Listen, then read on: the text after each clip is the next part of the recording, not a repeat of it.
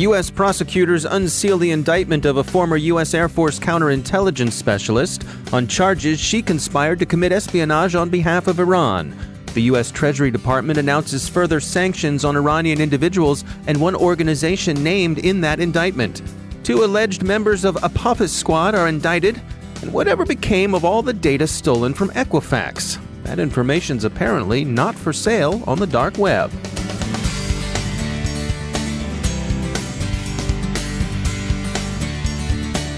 It's time to take a moment to tell you about our sponsor, Recorded Future. Recorded Future is the real-time threat intelligence company whose patented technology continuously analyzes the entire web to develop information security intelligence that gives analysts unmatched insight into emerging threats.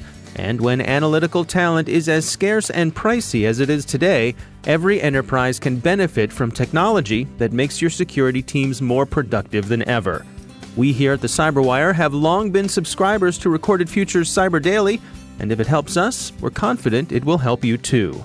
Subscribe today and stay a step or two ahead of the threat. Go to recordedfuture.com/cyberwire to subscribe for free threat intelligence updates from Recorded Future. That's recordedfuture.com/cyberwire. And we thank Recorded Future for sponsoring our show.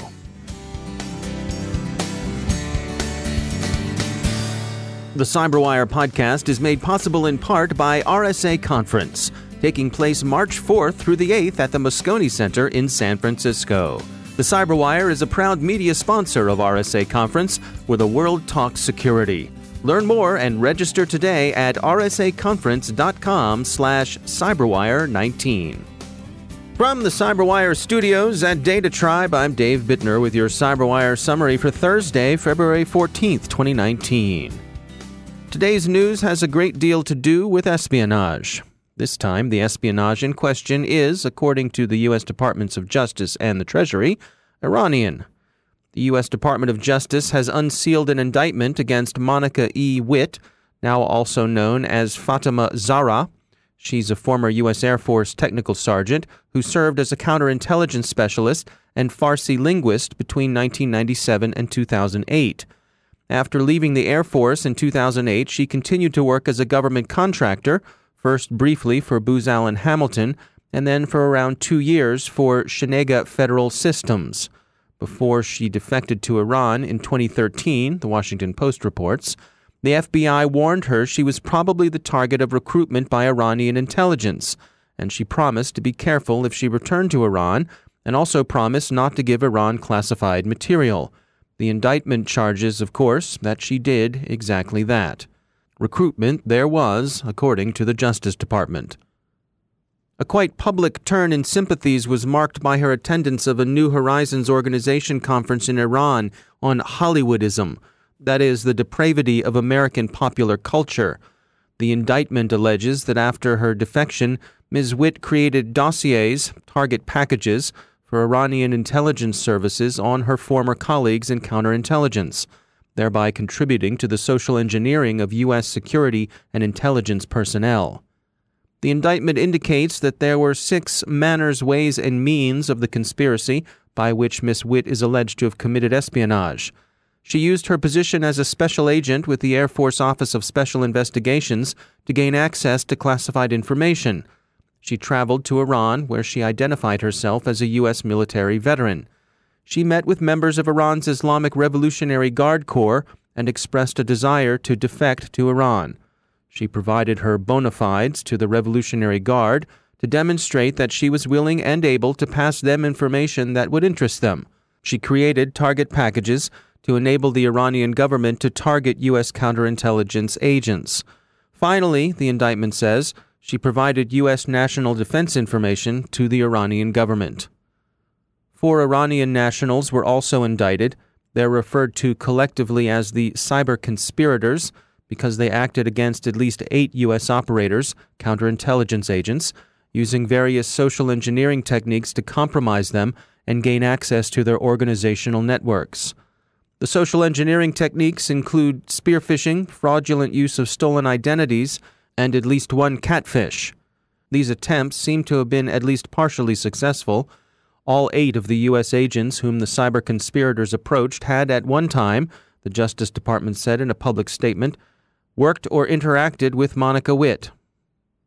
The indictment is worth reading, not the least for the set of definitions it lays out at the beginning. Target package is worth a note. It means what you would think.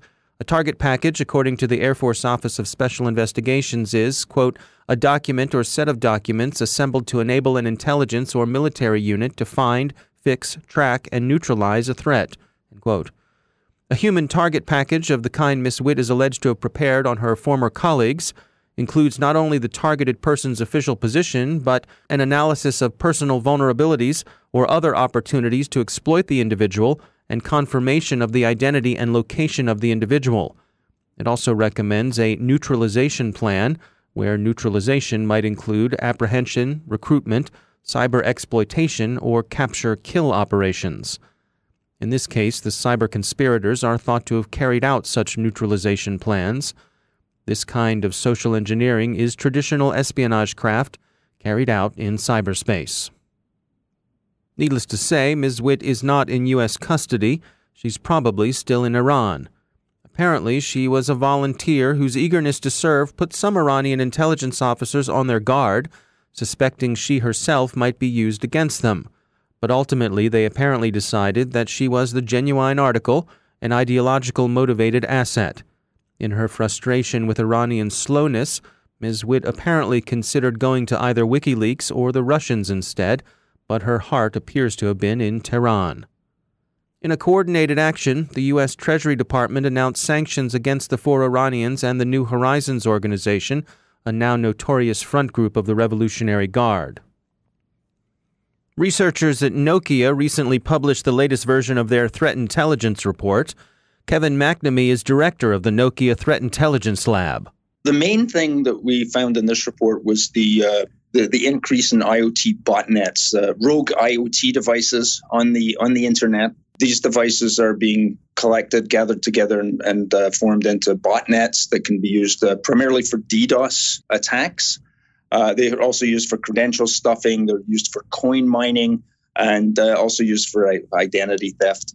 To put it in perspective, the IoT bots themselves were responsible for about 78% of the actual network activity we detected in the networks where we're deployed. And so what does this indicate to you in terms of, year-over-year trends and what we might expect this year? In the upcoming year, I only would expect it to increase. We started to see this activity in 2016, 2017, with the outbreak of the Mirai botnet. And the Mirai source code was actually distributed on the network. It was given away publicly. And since then, we've seen an evolution of a fairly large number of different IoT bots based on this Mirai source code. And what are you seeing in terms of effectively defending against these sorts of things? Have we grown in sophistication from that end of things? Sadly, no, not at the moment. But there's a number of efforts by various by the carriers themselves, by standards organizations to help solve this problem. The main issue with the IoT devices, of course, is they're on the network and they're unprotected. These tend to be small devices. They don't have antivirus. They're not protected by firewalls. So if they are visible, and in other words, if they have a public internet IP address or they're accessible through a home router, it is possible to scan these devices, and they'll literally be infected. If they're vulnerable, they'll be infected in a matter of minutes on the internet itself. So the key thing, one thing that protects them, is if you can conceal their presence from the internet itself. If you've got a home network, make sure you've got your home router correctly configured so they're not visible to the internet. And if you're on a sort of deployed on a mobile network and a carrier network, then again, the use of carrier-grade NAT or something like that, the service provider can provide some protection by making these devices less visible. Now, one of the things the report points out is that we expect to see 5G networks coming online throughout this year, and that could have an effect on the adoption of IoT devices there? Yeah, that's correct. I think 5G in general, from a security perspective, brings some very good new developments to the security area. but it also creates a situation that can be potentially bad. The good stuff that's there is that the whole control plane is now encrypted and strongly authenticated, which is really good. They've introduced slicing, which provides network segregation, which is also very good. And of course, the main benefits of 5G are the increased bandwidth and the ability to deploy these IoT devices. But some of those things also bring a sort of a negative effect. For example, the fact that you've got more bandwidth and more IoT devices means that these botnets that we've seen, which are primarily used for DDoS attacks, have going to get more bandwidth they can leverage in the DDoS attack, and they're going to be more visible when 5G comes along. So even something like slicing, if you put all your IoT devices in a particular network 5G slice, it means that the attackers are going to know that's a good slice to attack because there's potentially vulnerable devices there. The important thing is to make sure you treat IoT devices, the security, seriously. First of all, they should be securely configured and securely deployed. You have to be able to patch these devices and get security patches out to them right away. The communications and the authentication that they use has to be robust and it has to be secure. A lot of the Mirai attacks are using default passwords to break into these things. That's, of course, crazy. You have to make sure that there's strong authentication, use digital certificates and stuff like that. And I think the final thing is that these devices are relatively helpless on their own. They should be monitored for potential security violations, monitored for potential bad traffic. And I would say that the carrier, the network carriers, people are building the networks, they should be able to detect rogue IoT devices and remove them from their network should that be required, because these DDoS attacks can become quite severe.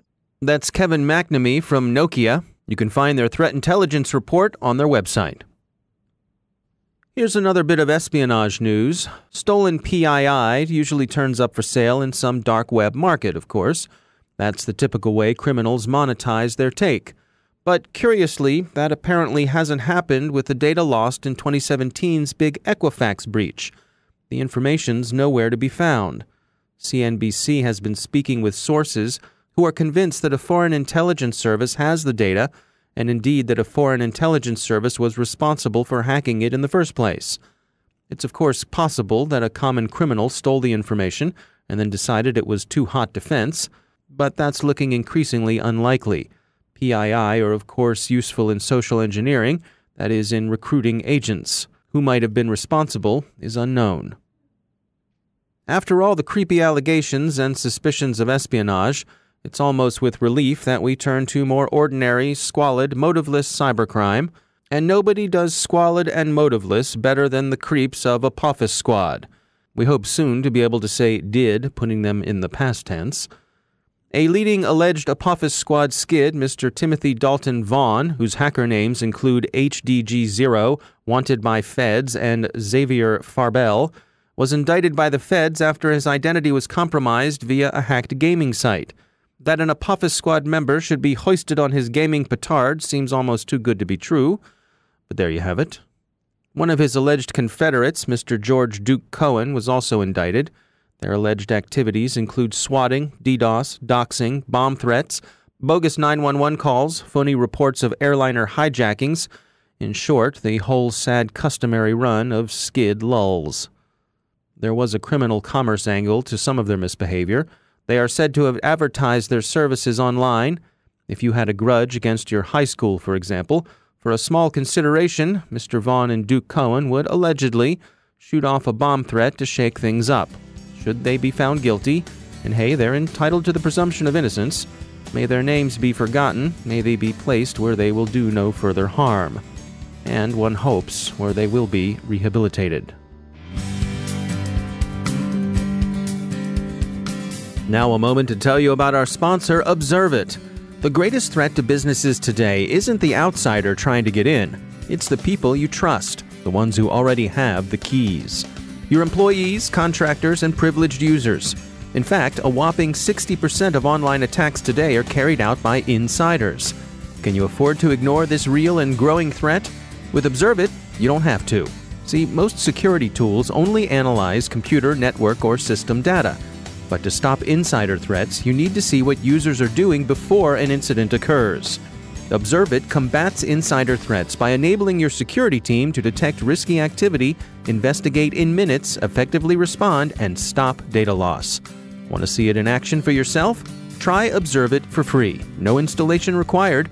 Go to observit.com/cyberwire. That's observit.com/cyberwire. And we thank Observit for sponsoring our show.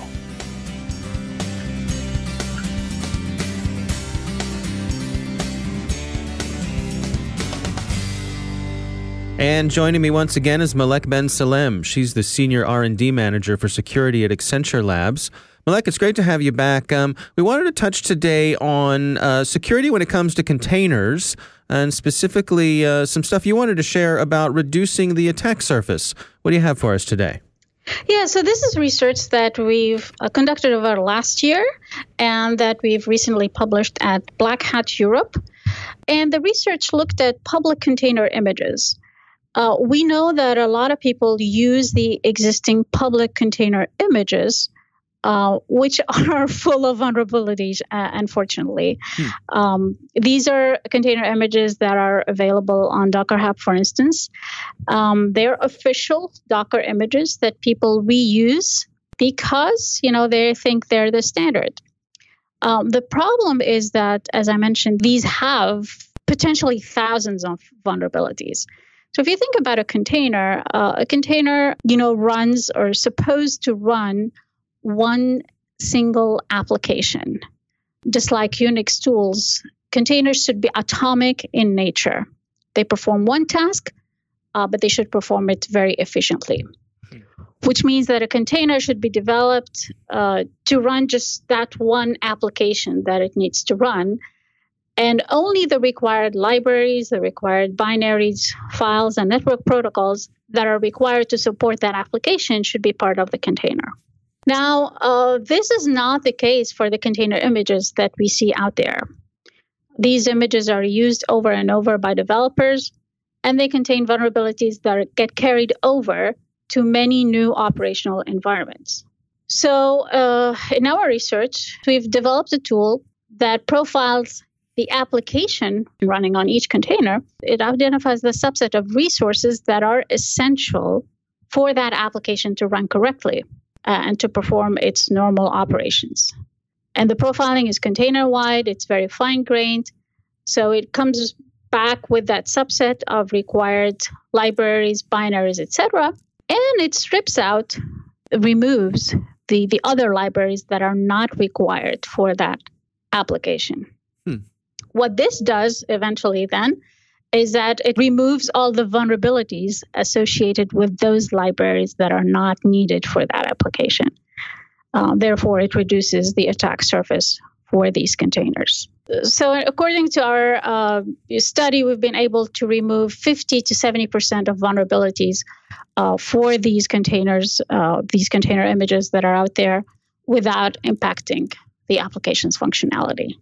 Now, help me understand how have the available open-sourced containers, how have they strayed from that original intention for containers, the simplicity that was supposed to be part of the initial design?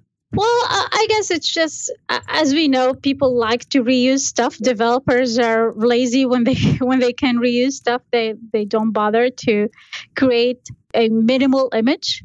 There are some minimal images. There's a small base image layer called MiniDep, for instance, that is supposed to be used. That's available on Docker Hub. It's a minimalist Debian-based image that's built specifically to be used as a base image for containers. We know developers. I don't want to say lazy, but just it's human nature. The easy way. So Right. If there is a container that's already running the application they're looking for, they don't build one from scratch with this minimalist base image. They just reuse the available container that's running the application. But then the risk there is that container has a lot of unnecessary stuff along for the ride that could present an unnecessarily large attack surface. Exactly. Yeah. All right. Well, it's interesting work you're up to there. As always, Malek Ben Salem, thanks for joining us. Thanks for having me, Dave. And that's the CyberWire. Thanks to all of our sponsors for making the CyberWire possible, especially our supporting sponsor, Observit, the leading insider threat management platform. Learn more at observit.com. The CyberWire podcast is proudly produced in Maryland out of the startup studios of DataTribe, where they're co-building the next generation of cybersecurity teams and technology. Our CyberWire editor is John Petrick, social media editor Jennifer Iben, technical editor Chris Russell, executive editor Peter Kilpie, and I'm Dave Bittner. Thanks for listening.